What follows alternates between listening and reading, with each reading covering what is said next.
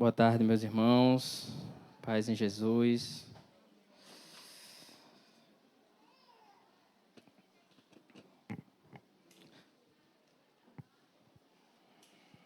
Mais uma vez, muita alegria estar aqui, mas mais uma vez, grande temor, né?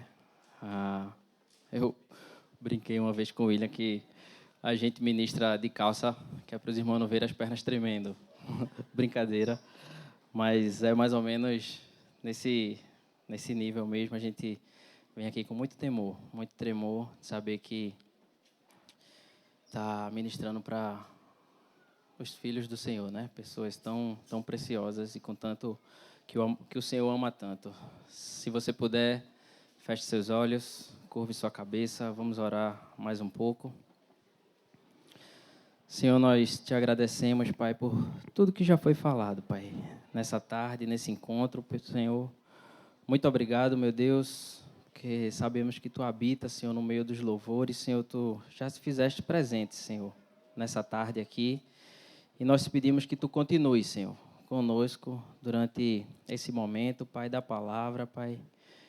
Em nome de Jesus, Senhor, Espírito Santo do Senhor, tens toda a liberdade, Senhor, total liberdade, Senhor, caminha no meio de nós, Senhor. Em nome de Jesus, que os nossos corações, nessa tarde, Senhor, sejam terra boa, Pai, onde vai cair a Tua palavra, a Tua semente e gerar muitos frutos, Senhor. Em nome de Jesus, repreendemos todo espírito de distração, Senhor, todo espírito de cansaço, todo espírito, Senhor, contrário, Senhor, que venha querer atrapalhar, Senhor, a Tua obra nessa tarde, Pai, em nome de Jesus, Senhor, fica conosco, Senhor, permanece conosco, Pai, nessa tarde, Senhor, em nome de Jesus, Pai. Amém. Meus irmãos, hoje eu queria compartilhar algo, uma palavra curta, não é uma ministração longa, né, grande, como às vezes ela é, mas é algo que o Senhor tem falado ao meu coração há alguns meses, algo muito simples, algo muito direto. É uma verdade absoluta do Senhor para os nossos corações, mas que tem sido falado, o Senhor tem falado ao meu coração. Já foi falado nessa tarde aqui, né? Quando o William veio aqui no final do louvor e falou que o reino de Deus chegado muda todas as coisas, inclusive muda o nosso coração. É sobre isso que o Senhor tem ministrado ao meu coração nesses dias. Como está o teu coração? É a afirmação de que Deus, Ele olha para o nosso coração. Deus está preocupado com o nosso coração. Ele está olhando para o nosso coração. E o Senhor tem me falado isso e perguntado, como está o teu coração? Como tem estado o teu coração?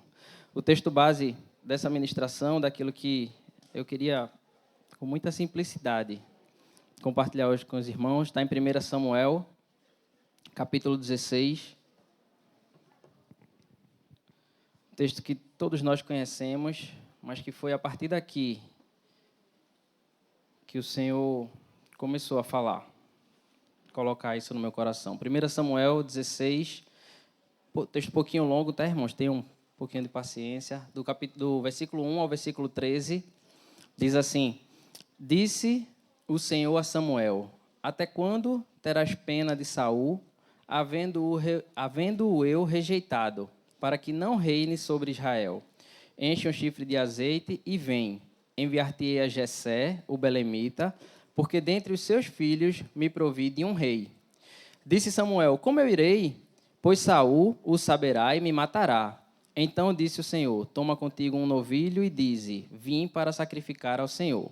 Convidarás Jessé para o sacrifício, eu te mostrarei o que hás de fazer, e ungir-me-ás a quem eu te designar. Fez, pois, Samuel o que dissera o Senhor, e veio a Belém. Saíram-lhe ao encontro os anciãos da cidade, tremendo, e perguntaram: É de paz a tua vinda? Respondeu Samuel: É de paz. Vim sacrificar ao Senhor. Santificai-vos e vinde comigo ao sacrifício. Santificou ele a Jessé e os seus filhos e os convidou para o sacrifício. Sucedeu que, essa parte aqui que eu queria que a gente prestasse bem atenção. Sucedeu que, Entrando eles, viu a Eliabe e disse consigo: certamente está perante o Senhor o seu ungido. Porém, o Senhor disse a Samuel: não atentes para a sua aparência, nem para a sua altura, porque eu o rejeitei. Porque o Senhor não vê como homem.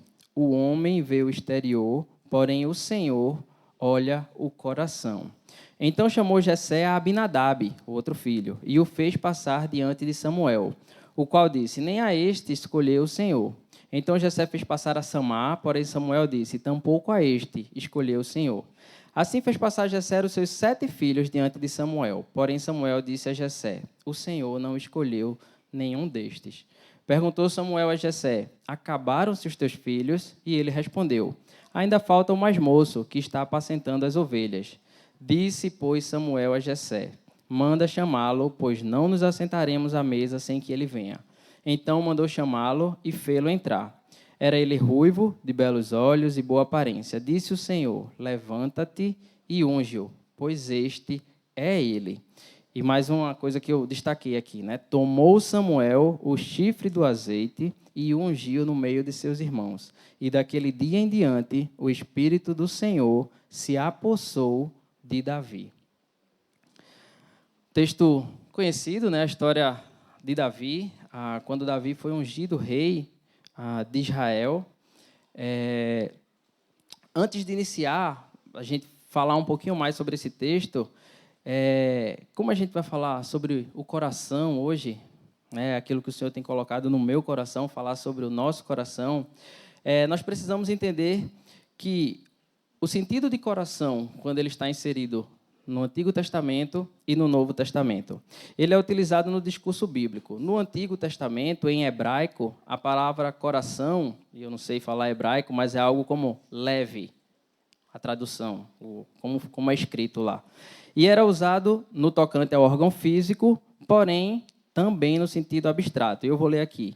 Para descrever a natureza interior, a mente ou pensamentos íntimos, os sentimentos ou emoções, os impulsos profundos e até mesmo a vontade. Esse é o conceito amplo de coração que a Bíblia utiliza no Antigo Testamento. No Novo Testamento, em grego, coração, que é escrito, né, como cardia, e aí é mais comum, né, ao nosso meio cardia, também significa o órgão físico, mas, primeiramente, a vida interior, com suas emoções, pensamentos e vontade. Então, quando a Bíblia fala sobre coração, ela está falando sobre um centro de controle, digamos assim. E não está falando, primeiramente, sobre sentimentos. Na verdade, primeiramente, quando se fala de coração, se fala de mente e de pensamentos, certo? Não que não seja utilizado o coração em sentimentos em alguns momentos, mas é como se fosse o centro dessa vontade, o centro de controle. Então, voltando ao texto que a gente acabou de ler, vocês se lembram da história do reinado de Saul? Saul e posteriormente Davi. Saul foi consagrado rei de Israel. E aí, antes disso, né, quando Samuel ficou velho, Samuel constituiu seus 2 filhos como juízes. Vocês lembram disso? Mas aí o povo de Israel não quis, né? Os filhos de Samuel não andaram no caminho do Senhor. E os anciãos de Israel se juntaram e pediram um rei para Israel. Não estavam satisfeitos com aqueles juízes e pediram ao rei. Então, Saul foi escolhido rei. Mas, como vocês lembram, como nós sabemos da história de Saul, Saul andou em desobediência. Então, tanto o capítulo 13 de 1 Samuel relata quando o próprio Saul quis oferecer holocausto, não esperando Samuel para fazer o holocausto ali, oferecer o holocausto ao Senhor. E também no capítulo 15, quando ele vai até os amalequitas e Deus manda que ele destruísse tudo e ele não destrói. Então, Deus rejeitou. É isso que a palavra diz. Deus rejeita Saul e decide escolher um novo rei para Israel. E é nesse contexto que Davi é ungido, rei de Israel. E aí, voltando para os versículos que a gente leu, o capítulo que a gente leu, o versículo 7... Deixa eu voltar aqui. O versículo 7, que é aquele que eu disse, que tem escrito assim: porém o Senhor disse a Samuel, não atentes para a sua aparência, nem para a sua altura, porque eu o rejeitei. porque o Senhor não vê como o homem. O homem vê o exterior, porém o Senhor vê o coração. E o versículo 6 mostra claramente que Samuel, quando viu a Eliabe, ele teve uma inclinação de escolher Eliabe, e ele diz, certamente, eis aí o ungido do Senhor.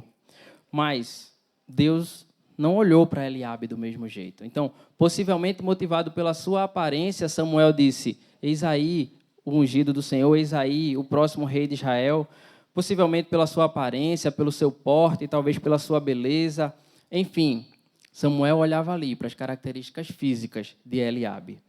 Então, Deus, no versículo 7, fala, e aí eu listei aqui, Deus responde prontamente a Samuel que não olhe para a sua aparência nem para a sua altura. Deus o rejeitou e Deus não vê como homem, não olha a aparência, mas olha o coração. E é importante frisar que, naquele momento, Saul era o então rei do povo de Israel. E a Bíblia diz que Saul era um homem muito bonito, era o mais belo do povo de Israel. Isso está lá em 1 Samuel 9, de 1 a 2. Diz assim, havia um homem de Benjamim, cujo nome era Quis, filho de Abiel, filho de Zeró, filho de Becorate, filho de Afias, benjamita, homem de bens. Tinha ele um filho, cujo nome era Saul, moço e tão belo que entre os filhos de Israel não havia outro mais belo do que ele. Desde os ombros para cima se sobressaía a todo o povo. Então, o então rei de Israel naquele momento era um homem que a Bíblia diz como sendo um homem que dos ombros para cima não havia ninguém mais belo do que ele. Então, quando Samuel está ali e vê a Eliabe, talvez por sua beleza, a Bíblia não deixa claro, pelo seu porte físico, Samuel pensa ser Eliabe, o escolhido do Senhor. E é quando Deus, como nós já vimos, diz, eu não olho para o exterior, não olho para a aparência, eu olho para o coração. Nós precisamos lembrar que quando o povo de Israel pediu um rei a Samuel e ao Senhor, Samuel não gostou, Samuel se desagradou daquele pedido por um rei. E o próprio Deus disse que tinha sido rejeitado pelo seu povo. Está em 1 Samuel 8, de 6 a 8, que diz assim, logo após o povo pedir um rei, a palavra não agradou a Samuel, quando disseram, dá-nos um rei para que nos governe. Então Samuel orou ao Senhor. E disse o Senhor a Samuel, atende a voz do povo em tudo quanto te diz, pois eles não rejeitaram a ti, mas a mim, para que eu não reine sobre eles, segundo todas as obras que fez desde o dia em que o tirei do Egito até hoje, pois a mim me deixou e a outros deuses serviu, e assim também o faz a ti. Então, Deus foi rejeitado pelo seu próprio povo. E aí, quando o povo pediu um rei, ainda que contra a vontade de Samuel e do próprio Deus, Deus escolheu Saul como rei. É importante a gente saber, se lembrar, que foi o próprio Senhor que escolheu Saul para reinar. Não foram os homens pediram, Deus permitiu, mas Saul foi escolhido pelo próprio Senhor. Isso está lá em 1 Samuel 9, de 15 a 17. Diz assim, ora, o Senhor, um dia antes de Saul chegar, e tem todo o contexto, umas ovelhas se perdem, e Saul sai a procurar essas ovelhas dos seus pais, e aí ele vai para bem distante, e aí o texto diz, um dia antes de Saul chegar, o revelara a Samuel, dizendo, amanhã, isso é Deus falando, a estas horas, te enviarei um homem da terra de Benjamim, o qual ungirás por príncipe sobre o meu povo de Israel. E ele livrará o meu povo das mãos dos filisteus, porque atentei para o meu povo, pois o seu clamor chegou a mim. Quando Samuel viu a Saul, o Senhor lhe disse, eis o homem de quem eu já te falara, este dominará sobre o meu povo. Então, quando o povo pediu um rei, Deus providenciou um rei, providenciou Saul, que a Bíblia diz como sendo o mais belo de todos os homens. Mas naquele momento em que Samuel está na casa de Jessé, Deus diz e orienta, ordena a Samuel que não escolha pela aparência, escolha pelo coração. Então, apesar de Saul, muito belo, ter sido escolhido rei pelo próprio Deus, ainda que contra a vontade do Senhor, naquele momento, na cidade de Belém, na presença de Jessé, Deus advertiu a Samuel que ele não olhava para a aparência, e sim para o coração. E o outro ponto que eu queria destacar com vocês é o versículo 13 do texto de 1 Samuel 16, que diz assim: tomou Samuel o chifre do azeite e ungiu no meio de seus irmãos. E daquele dia em diante, o Espírito do Senhor se apossou de Davi. Espírito com E maiúsculo, está escrito aí. O Espírito do Senhor se apossou de Davi. Irmãos, vejam que coisa interessante, como Deus faz as coisas. Primeiro, ele rejeitou Eliabe, o primeiro filho de Saul, o primeiro filho de Jessé que passou por ali. Por algum motivo, como nós já falamos, que não fica explícito, mas ele rejeitou Eliabe e todos os demais filhos. Provavelmente porque havia alguma coisa no coração desses homens que os fez serem rejeitados pelo Senhor. Depois, em cima da própria declaração do Senhor, de que ele olha para o coração, ele escolhe Davi. E Davi, lá na frente, como todos nós conhecemos, vem a ser chamado um homem segundo o coração de Deus. E, por fim, após ser ungido, no versículo 13, o Espírito do Senhor se apossa de Davi. Passa a morar ali, dentro de Davi. Passa a se apossar de Davi.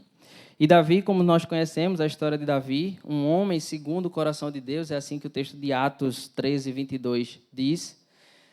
Apesar de ser um homem que andava nos caminhos do Senhor, um homem não tem definição melhor do que a própria definição de um homem segundo o coração de Deus, Davi também pecou. E Davi desviou-se do caminho do Senhor.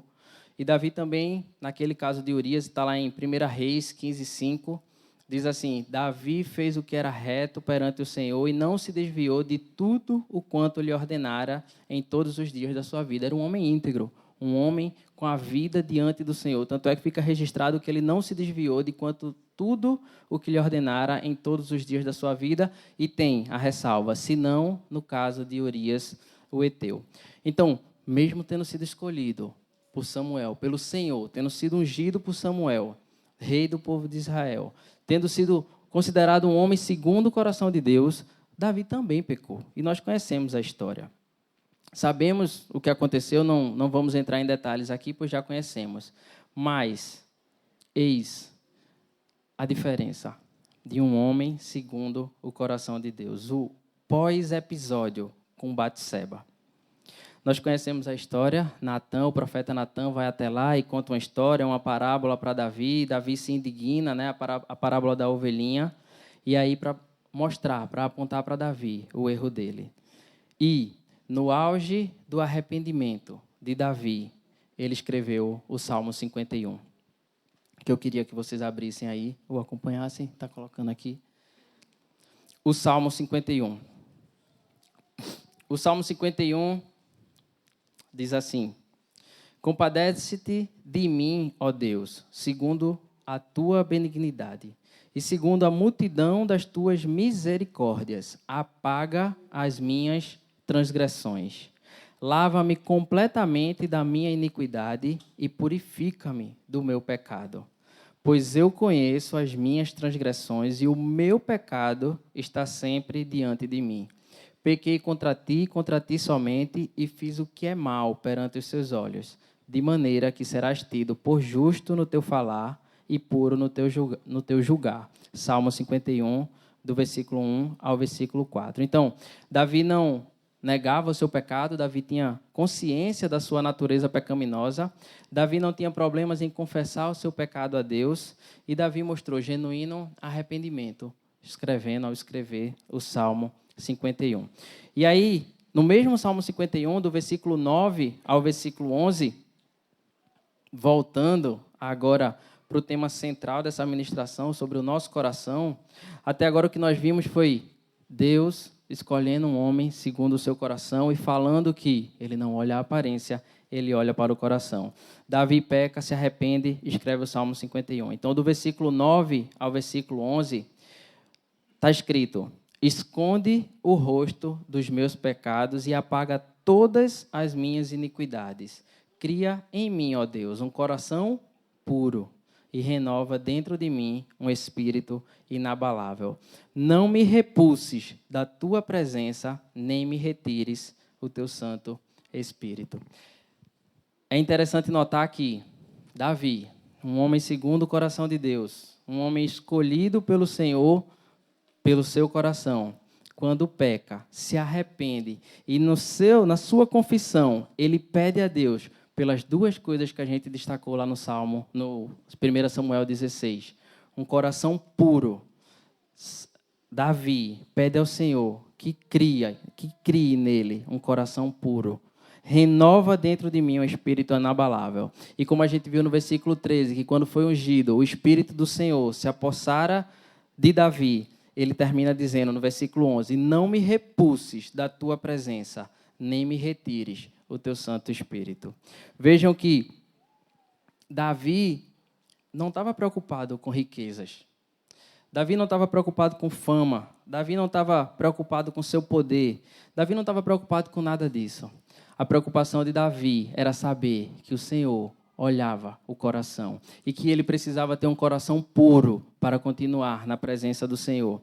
E o maior desespero dele, eu imagino, seja: não me tire de mim o teu Santo Espírito, porque sem um coração puro, o Espírito do Senhor não habitaria dentro de Davi. A oração de Davi é uma oração de: renova, Senhor, o meu coração e não tires de mim o teu Santo Espírito. Eis alguém que é chamado um homem segundo o coração de Deus, que mesmo no seu pecado, que mesmo na sua falha, clama ao Senhor para manter um coração puro e não sair da sua presença. Esse deve ser o nosso coração. Esse é o coração que o Senhor espera de nós. Um coração que anseia por agradá-lo. Pecaremos sim, cairemos sim, mas a oração, a contrição do nosso coração, o arrependimento do nosso coração é para que tenhamos sempre um coração puro e que a presença do Senhor não se afaste de nós. Nunca, jamais. Muito antes disso, temporalmente falando, né? Lá em Gênesis 6, diz assim, versículo 1, tá? Diz assim: como foram multiplicando os homens na terra, e lhes nasceram filhas, vendo os filhos de Deus que as filhas dos homens eram formosas, tomaram para si mulheres, as que entre todas mais lhe agradaram. Então disse o Senhor: o meu espírito não agirá para sempre no homem, pois este é carnal. E os seus dias serão 120 anos. Então o Senhor já coloca aqui: o meu espírito não agirá para sempre no homem, pois este é carnal. E continua: ora, naquele tempo havia gigantes na terra, e também depois, quando os filhos de Deus possuíram as filhas dos homens, as quais lhe deram filhos, estes foram valentes, varões de renome na antiguidade. E aí, o ponto que eu queria destacar: viu o Senhor que a maldade do homem se havia multiplicado na terra, isso está lá em Gênesis, viu, gente? E que era continuamente mal todo o desígnio do seu coração. Está lá em Gênesis, no comecinho da história. Viu que era continuamente mal todo o desígnio do seu coração. E aí eu chego num ponto, né? Aonde nós vamos chegar, é perguntar para nós mesmos: qual é a motivação do nosso coração? Qual a motivação do meu coração? O que nós fazemos? O que nos move? Qual é a motivação de quem está aqui na frente, ministrando? Qual é a motivação de quem está louvando? Qual é a motivação de quem serve? Qual é a motivação de quem oferta? Qual é a motivação de quem faz qualquer coisa nessa vida? O que nos move? O que há dentro do nosso coração quando nós nos propomos a fazer qualquer coisa que seja, principalmente as coisas relacionadas ao Senhor? O que há no nosso coração? O que tem nos movido? Como temos lidado com as questões do nosso coração? Qual é a motivação do teu coração? Eu queria que você pensasse um pouquinho nisso, a partir dessa tarde. William sempre repete e diz assim, palavras de William: nós não fomos feitos para lidarmos com a glória. Nós não sabemos receber glória. Nós ficamos facilmente orgulhosos. Com qualquer parabéns, a gente já está todo orgulhoso. Toda a glória é devida ao Senhor. Ele é o único que sabe lidar com a glória. A glória foi feita para Ele. O que move o teu coração? O que move o meu coração? Lá no retiro, alguém falou, eu acho que foi Douglas, sobre uma peça bem antiga que tinha acontecido ainda nos tempos de Cabo Gás, Estrelinha Azul. Alguns de vocês nem vão lembrar.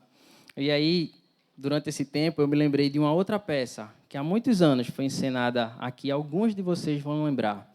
Que era uma peça que tinha um banquinho, acho que foi Thalita e Mário Vitor que encenaram há muito tempo atrás, em que Mário ficava representando a pessoa de Cristo, o banquinho era o coração, Mário Vitor ficava sentado lá e Thalita ia falando, e deixava Jesus no centro, e toda hora ela empurrava Mário e Mário caía do banco. Então ela chamava Mário de volta, colocava Jesus no centro do coração, e daqui a pouco ela começava uma outra conversa e esbarrava em Jesus de novo e tirava Jesus do centro, né? do que representava ali o banquinho, o nosso coração. Quais são as coisas que têm tirado Jesus do centro do nosso coração? Com quem temos tentado dividir o nosso coração? No Salmo 51, ainda, depois de Davi confessar o seu pecado, clamar ao Senhor por um coração puro e que o Espírito do Senhor não se retirasse dele, ele nos ensina, vamos lá, entre aspas, o que constrange o coração do Pai. Salmo 51, versículos 15 a 17, diz assim: abre, Senhor, os meus lábios, e a minha boca manifestará os teus louvores, pois não te comprases em sacrifícios, do contrário, eu te daria, e não te agradas de holocaustos. E aí ele diz: sacrifícios agradáveis a Deus são o espírito quebrantado, um coração compungido e contrito, não o desprezarás, ó Deus. Eis o que constrange, o que move, enfim, não sei a palavra mais correta, um espírito quebrantado, um coração compungido e contrito, é arrependido. Compungido é cheio de arrependimento, contrito é cheio de arrependimento. O Senhor não despreza. Deus não tem prazer em sacrifícios e holocaustos naqueles moldes do Antigo Testamento, e Davi já fala isso, mesmo ainda sendo Antigo Testamento, mas ele se agrada de um espírito quebrantado e não despreza um coração arrependido, um coração compungido e contrito. Como tem estado o nosso coração nesses dias? Arrependido, contrito, compungido. Vejam que preciosidade saber que Deus não despreza, Ele aceita. É um sacrifício agradável a Deus, um coração compungido e contrito. Ainda nos Salmos, no 34, versículos 18 e 19, Salmo 34, 18 e 19, diz assim: perto está o Senhor. Toda vez que eu falo isso, eu me lembro da música de Jojó. Perto está o Senhor dos que têm o coração quebrantado e salva os de espírito oprimido.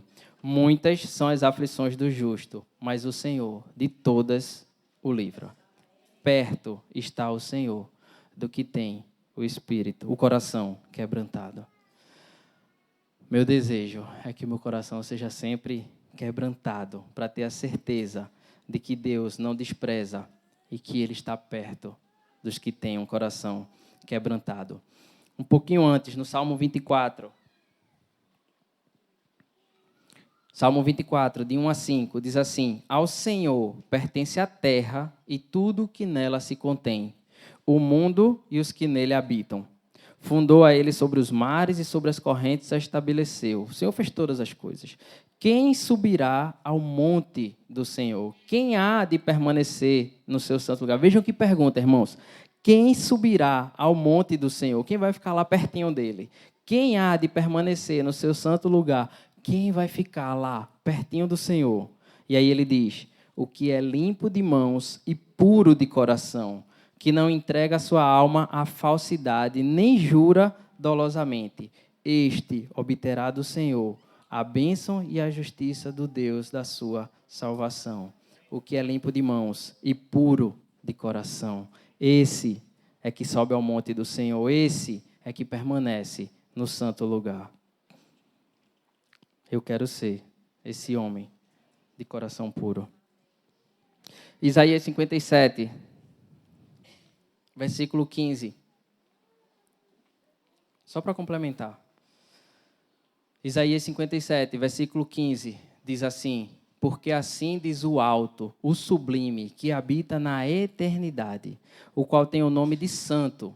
Ele diz: habito no alto e santo lugar, mas habito também com o contrito e abatido de espírito, para vivificar o espírito dos abatidos e vivificar o coração dos contritos, daqueles que se arrependem. Eis o que o Senhor não rejeita e não despreza: um coração contrito, um coração arrependido, um coração puro diante do Senhor. No Sermão do Monte, que nós tão bem conhecemos, naquelas bem-aventuranças, tem uma específica para o nosso coração. Jesus diz, em Mateus 5, versículo 8, bem-aventurados os limpos de coração, porque verão a Deus. São os limpos de coração que verão a Deus. Mateus, capítulo 6, versículos 19 a 21. Diz assim, também nós conhecemos muito bem esse texto. Não acumuleis para vós outros tesouros sobre a terra, onde a traça e a ferrugem corroem, e onde os ladrões escavam e roubam, mas ajuntai para vós outros tesouros no céu, onde a traça nem a ferrugem corrói, e onde os ladrões não escavam nem roubam. Porque onde está o teu tesouro, aí está o teu coração. E aí, o Senhor foi me falando isso, e eu fui procurando outros textos, e lá em Mateus 12, vê, a gente conhece esse texto que diz, onde está o teu tesouro, aí também está o teu coração. E lá em Mateus 12, versículo 33 e 34, quando fala da árvore boa e da árvore ruim, diz assim, fazei a árvore boa o seu fruto bom, a árvore má o seu fruto mau, porque pelo fruto se conhece a árvore. Raça de víboras, como podeis falar coisas boas sendo maus? Porque a boca fala do que está cheio o coração. Nós conhecemos esse texto. Então vejam que a Bíblia diz que onde está o teu tesouro, aí está o teu coração. E diz que a boca fala do que está cheio o coração. Então, se a boca fala do que o coração está cheio, e se o coração está onde está o teu tesouro, nós podemos inferir que a boca fala do teu tesouro. O que é que as nossas bocas têm falado? Isso revela muito do que está, de onde está o nosso coração e de onde está o nosso tesouro. O que a tua boca tem falado? O que a minha boca tem falado? Se você tiver coragem, sem acusação e nem peso, meus irmãos, em nome de Jesus, pergunta a alguém que convive contigo, do que é que eu mais falo quando eu abro a minha boca? Se você tiver coragem, precisa ser agora não, pode ser depois. Pergunta a alguém que convive contigo. William diz, né, que a melhor pessoa para falar de você é quem convive com você, né? Não é você. Pergunta a alguém que tu considera, tem respeito e sabe que vai falar sem acusação. Quando eu abro a minha boca, eu falo de quê? O que é que eu mais falo? O que é que eu mais repito aqui? Qual é o meu diálogo de todo dia? A boca fala do que está cheio o coração. Em determinada passagem, os escribas e fariseus, eles tentaram incriminar, acusar Jesus e seus discípulos, apontando que eles transgrediam a tradição dos anciãos, pois eles não lavavam as mãos antes de comer. E Jesus responde eles ali, dizendo que eles é quem transgrediam a tradição, não honravam pai, não honravam mãe. E depois ele, particularmente aos discípulos, está lá em Mateus 15, versículo 17 a 20, ele explicando o que tinha falado aos discípulos, diz assim, não compreendeis que tudo o que entra pela boca desce para o ventre e depois é lançado em lugar escuso, mas o que sai da boca vem do coração. E é isso que contamina o homem. Porque do coração procedem maus desígnios, homicídios, adultérios, prostituição, furtos, falsos testemunhos, blasfêmias. São estas as coisas que contaminam o homem. Mas o comer sem lavar as mãos não contamina. Do coração procedem maus desígnios, homicídios, adultérios, prostituição, furto, falso testemunho, blasfêmia. Vejam que pesado, que forte saber que tudo isso sai do coração. Que tudo isso pode ocupar espaço, achar lugar no nosso coração. Por isso que nós precisamos cuidar do nosso coração. Está registrado lá em Provérbios. Provérbios 4, versículo 23. Leiamos Provérbios 4, 23, com a consciência de que do coração procede maus desígnios, homicídios, adultérios, prostituição, furto, falso testemunho, blasfêmia.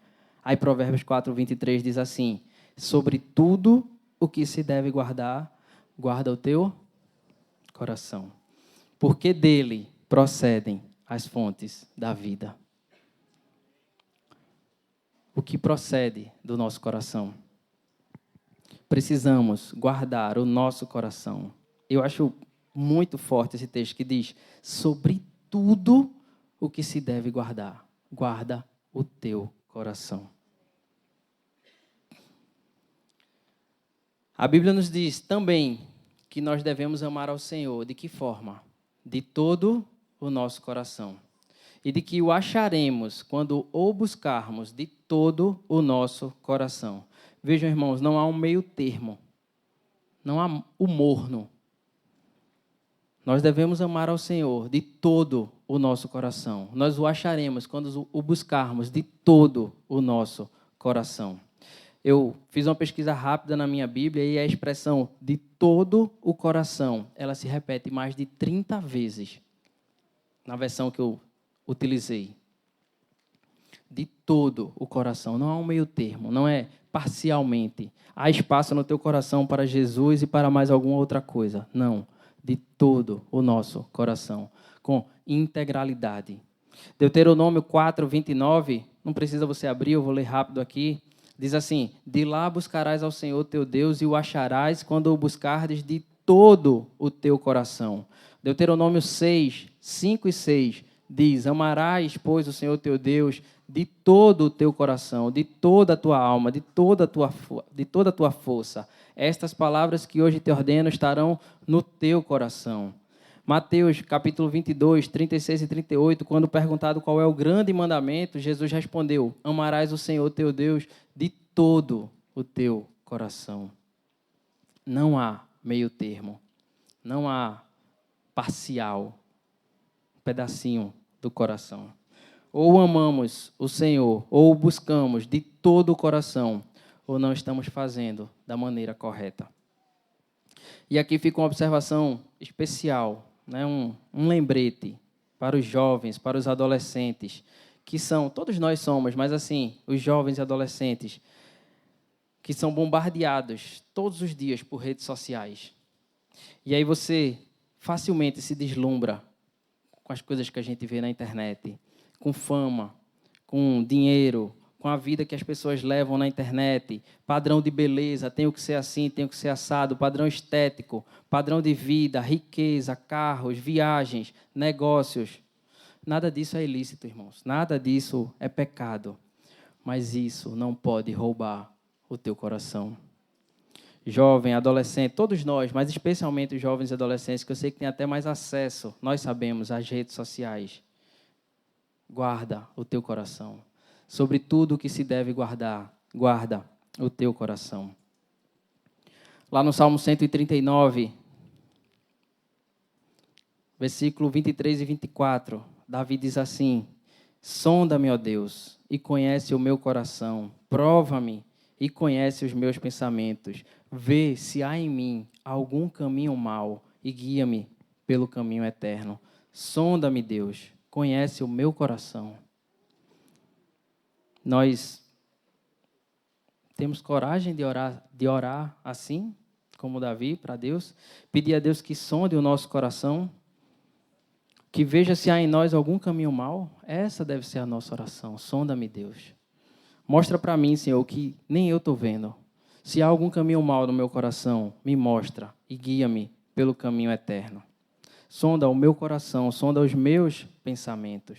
Provérbios 21, de 1 a 4, diz assim: como ribeiro de águas, assim é o coração do rei na mão do Senhor. Este, segundo o seu querer, o inclina. E aí ele diz assim: todo o caminho do homem é reto aos seus próprios olhos, mas o Senhor sonda os corações. Exercitar justiça e juízo é mais aceitável ao Senhor do que o sacrifício. Olhar altivo e coração orgulhoso, a lâmpada dos perversos, são pecado. Que o Senhor nos livre de ter um coração orgulhoso. Sonda-me, Senhor. Sonda-me. Vê se há orgulho no meu coração. Vê se há algum caminho mau no meu coração e livra-me, guia-me pelo caminho eterno. Coração orgulhoso, a lâmpada dos perversos é pecado. Ai dos homens e mulheres e todos que confiam no seu próprio coração. Provérbios 28, versículo 26, diz assim: o que confia no seu próprio coração é insensato, mas o que anda em sabedoria será salvo. O que confia no seu próprio coração é insensato. É louco de confiar no próprio coração. Jeremias, capítulo 17, versículos 9 e 10. Diz assim: enganoso é o coração mais do que todas as coisas e desesperadamente corrupto. Quem o conhecerá? Enganoso é o coração mais do que todas as coisas e desesperadamente corrupto. Ai do homem que confia no seu próprio coração. Ai daqueles que confiam no seu próprio coração. Encaminhando para o fim, há uma receita, digamos assim, para manter um coração limpo e puro e nos apresentarmos diante do Senhor, sempre com esse coração. Lucas 21, capítulo 21, 34 a 36, Jesus falando ali sobre os últimos dias, e se você ler o capítulo inteiro, você vai ver o relato de Jesus falando ali sobre o que virá nos últimos dias. Quando chega no versículo 34, ele diz assim: acautelai-vos por vós mesmos, para que nunca vos suceda que o vosso coração fique sobrecarregado com as consequências da orgia, da embriaguez e das preocupações deste mundo, e para que aquele dia não venha sobre vós repentinamente. Eu vou repetir: para que o vosso coração, cuidem, né? Acautelai-vos, para que não aconteça do coração de vocês ficar sobrecarregado com as consequências da orgia, da embriaguez e das preocupações desse mundo, e que aquele dia não venha sobre vós repentinamente como um laço, pois há de sobrevir a todos os que vivem sobre a face de toda a terra. E aí ele diz: vigiai, pois, a todo tempo, orando, para que possais escapar de todas estas coisas. Ele está se referindo aos últimos dias também, que tem de suceder e estar em pé na presença do Filho do Homem, ao finalzinho do versículo que eu não tinha lido. Vigiai, pois, a todo tempo, orando, para que possais escapar de todas estas coisas. Precisamos vigiar, precisamos orar. Texto muito conhecido nosso, Filipenses 4, 6 a 7. Diz assim: tendo, pois, irmãos, intrepidez para entrar no Santo dos Santos, pelo sangue de Jesus, pelo novo e vivo caminho que ele nos consagrou pelo véu, isto é, pela sua carne, e tendo grande sacerdote sobre a casa de Deus. E aí ele diz: aproximemo-nos com sincero coração, em plena certeza de fé. Eu li Hebreus, não foi? Desculpa, irmãos. Deixa eu ler Filipenses 4. É que Hebreus está logo abaixo, eu confundi, irmão. Filipenses 4, de 6 a 7. Perdão, irmãos. Filipenses 4, de 6 a 7. Diz assim: não andeis ansiosos de coisa alguma, em tudo, porém, sejam conhecidas diante de Deus as vossas petições pela oração e pela súplica com ações de graças. E a paz de Deus, que excede todo entendimento, vai fazer o quê? Guardará o vosso coração e a vossa mente em Cristo Jesus. Pela oração, pela súplica, com ações de graças. E a paz de Deus, que excede todo entendimento, guarda o nosso coração e a nossa mente. E Hebreus agora, perdoem, Hebreus 10, 19 a 22, era o que eu estava lendo antes. Então, só para terminar ali, dizendo assim, diz assim o autor de Hebreus: aproximemo-nos com sincero coração, em plena certeza de fé, tendo o coração purificado de má consciência e lavado o corpo com água pura. Há um caminho para manter os nossos corações puros ou sendo purificados, nos aproximarmos de Jesus, vigiarmos, orarmos, nos apresentarmos diante dele, orando, para que a paz de Deus guarde o nosso coração, nos aproximarmos com sincero coração, o coração purificado da má consciência. Pedir a Deus que sonde os nossos corações e que nos revele o que há de errado no nosso coração. Precisamos orar, mas tem um segundo ponto aqui, que é guardar a sua palavra. Estou bem no final mesmo, irmãos. Provérbios 4, de 3 a 5, diz assim: quando eu era filho, em companhia de meu pai, tenro e único, diante da minha mãe, então ele me ensinava e me dizia: retenha o teu coração as minhas palavras, guarda os meus mandamentos e vive.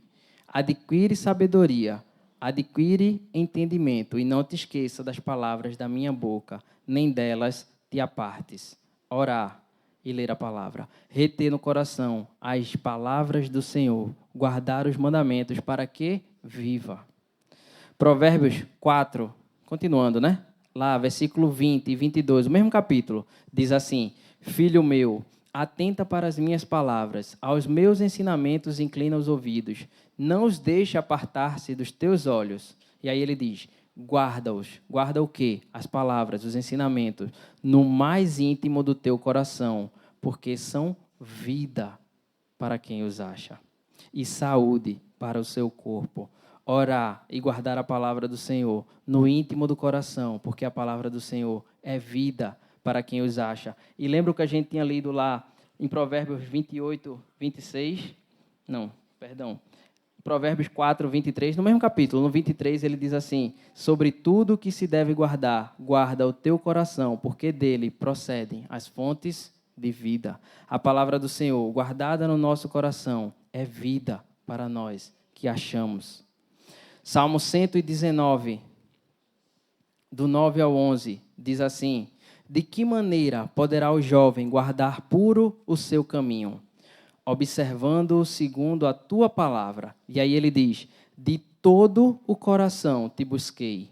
Não me deixes fugir aos teus mandamentos. Guardo no coração as tuas palavras, para não pecar contra o Senhor. Guardo no coração as tuas palavras, para não pecar contra o Senhor. Precisamos orar, precisamos conhecer a palavra do Senhor, para que não pequemos contra o próprio Deus. Mas se pecarmos, temos advogado justo e fiel, e precisamos nos apresentar diante dele com o coração contrito e arrependido. E aí, só para concluir, é interessante que os anos vão passando, os temas das ministrações vão mudando, nós caminhamos mais e mais na revelação do Senhor, mas há algumas coisas que não mudam, são verdades absolutas. Oração, comunhão com Deus, comunhão com a palavra e comunhão com os irmãos. Não importa qual seja o tema, a resposta é sempre a mesma. Cristo Jesus, oração, a comunhão com Deus, a comunhão com a palavra e a comunhão com os irmãos. O último texto que eu gostaria de ler nessa tarde resume tudo o que a gente falou aqui. É grande, tá, irmãos? Mas é o último texto. É o tipo de texto que a gente diz assim, eu vou grifar só o que é importante, e aí grifo o capítulo inteiro, porque o capítulo inteiro é importante. Está lá em Colossenses, capítulo 3. Tenham só um pouquinho de paciência para a gente ler esse texto e terminar. Colossenses, capítulo 3, diz assim: portanto, se fostes ressuscitados juntamente com Cristo, buscai as coisas lá do alto, onde Cristo vive, assentado à direita de Deus. Pensai nas coisas lá do alto, não nas que são aqui da terra, porque morrestes e a vossa vida está oculta juntamente com Cristo em Deus. Quando Cristo, que é a nossa vida, se manifestar, então vós também sereis manifestados com Ele em glória. Fazei, pois, morrer a vossa natureza terrena, aquilo que habita o coração da terra.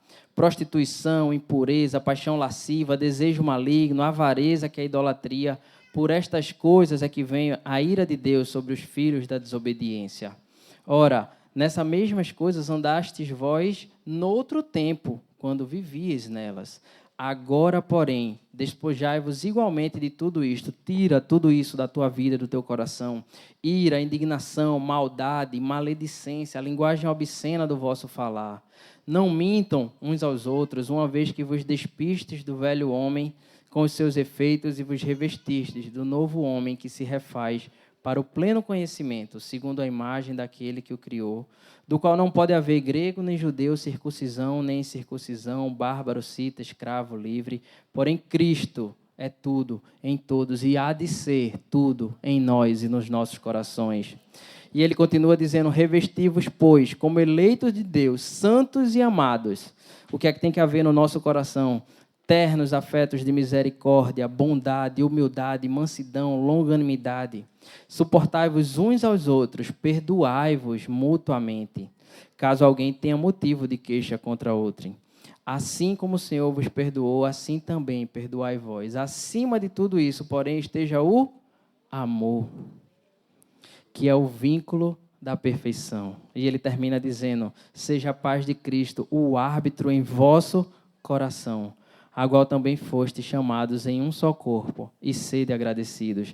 E retomando o que eu acabei de falar, mudam-se os temas, mudam-se os anos, crescemos em revelação, mas não muda o fato de precisamos orar, precisamos ler a palavra e precisamos de comunhão. O texto de Colossenses diz: habite ricamente em vós a palavra de Cristo, palavra. Instruí-vos e aconselhar-vos mutuamente em toda sabedoria, o corpo de Cristo, louvando a Deus com salmos e hinos e cânticos espirituais, com gratidão em vosso coração, as nossas orações que sobem até o coração de Deus. E tudo o que fizerdes, seja em palavra, seja em ação, fazei-o em nome do Senhor Jesus, dando por Ele graças a Deus Pai. Que os nossos corações sejam encontrados assim. Que as nossas atitudes sejam a habitação rica do Senhor. O nosso tempo de oração, o nosso tempo de busca, o nosso tempo no secreto, a comunhão com a sua palavra e a comunhão com os irmãos. É Cristo Jesus sendo tudo em todos. Que o Senhor nos abençoe, meus irmãos.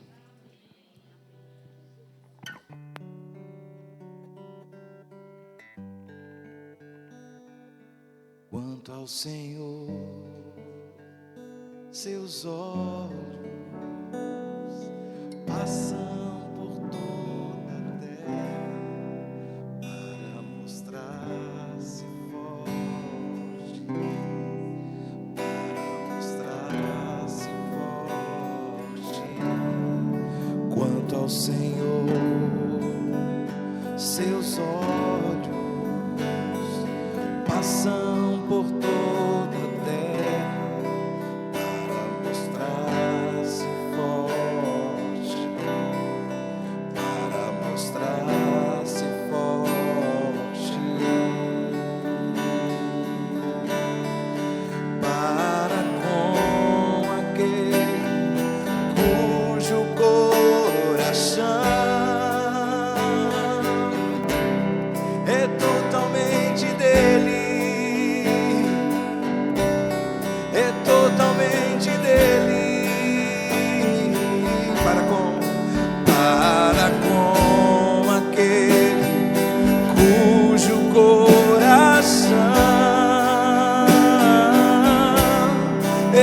totalmente dele,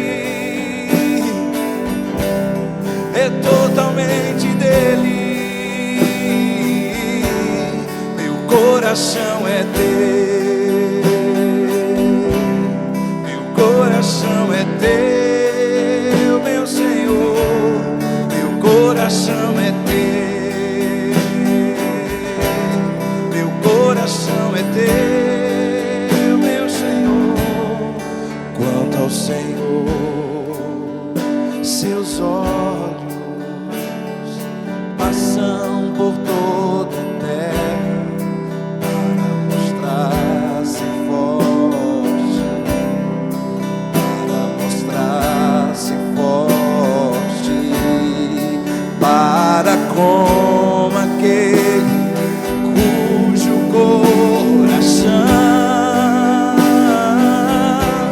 é totalmente dele, é totalmente dele, para com aquele cujo coração é totalmente dele, é totalmente dele.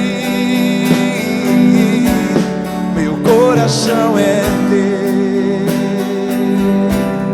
meu coração é teu, meu Senhor, meu coração é teu. Podemos ficar de pé, irmãos. Meu Senhor, para com aqueles cujo coração é totalmente dele, aleluia, é totalmente dele. Meu coração é teu,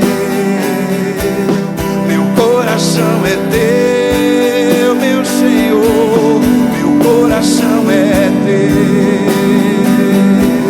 meu coração é teu, meu Senhor, meu coração é teu. Aleluia.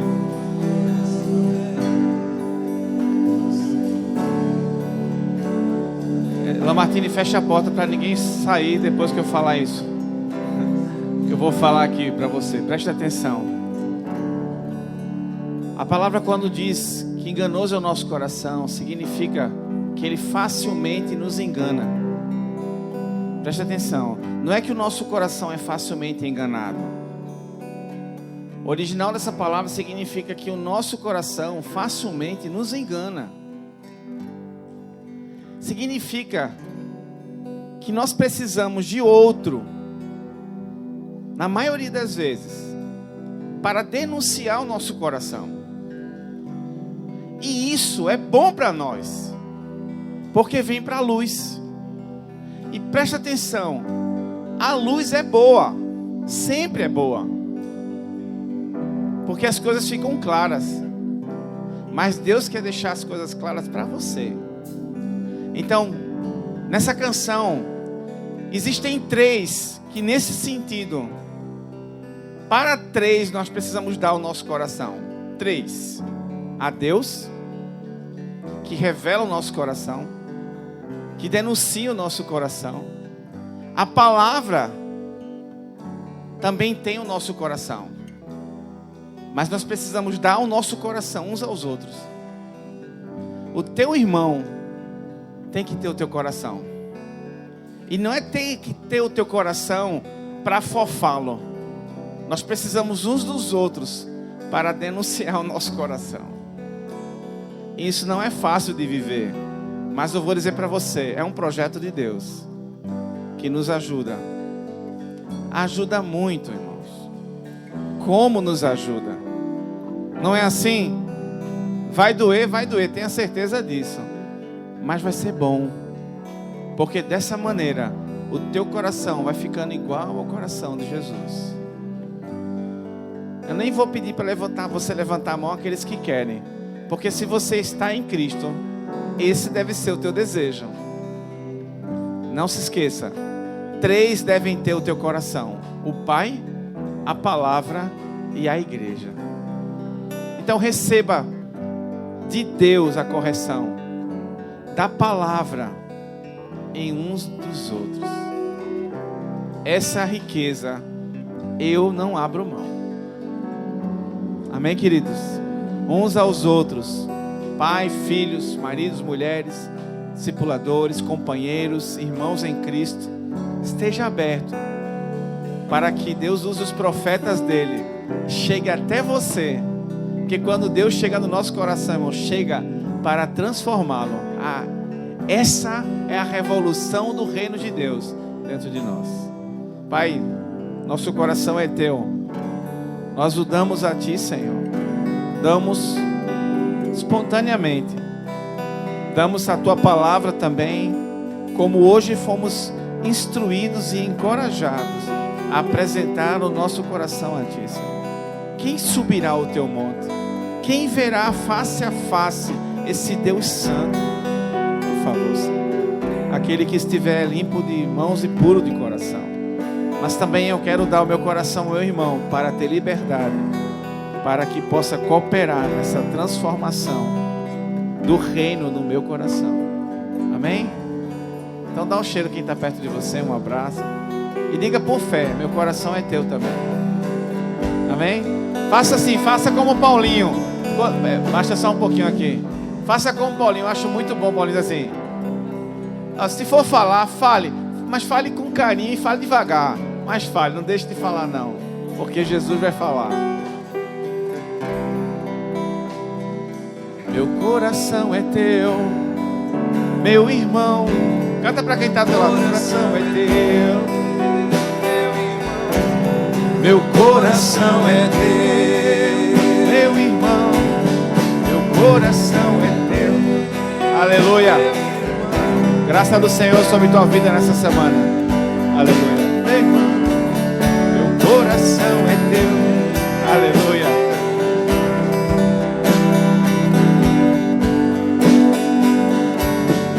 Para com aquele cujo coração